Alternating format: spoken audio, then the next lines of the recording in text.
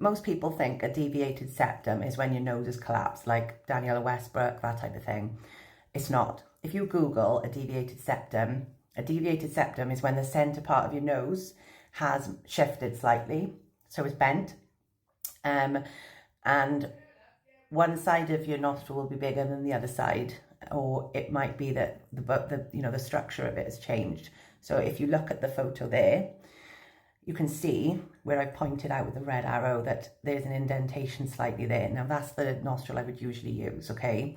But also, if you look at down the center line of the bone in the middle, it's curved slightly, like it's like this.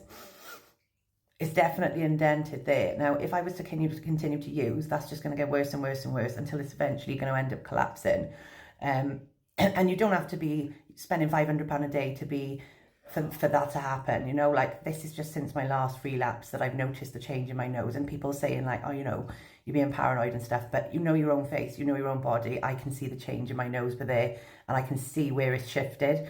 I had a very straight nose, so obviously I'm noticing now where it's bending, and it can't be fixed. Obviously, once it's fucked, it's fucked. I can get filler put in it, but apart from that, that's it. So just bear in mind, okay, that just because you might think your nose hasn't collapsed yet doesn't mean there's no damage.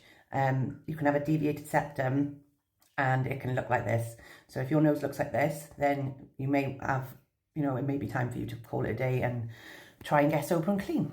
Peace and love.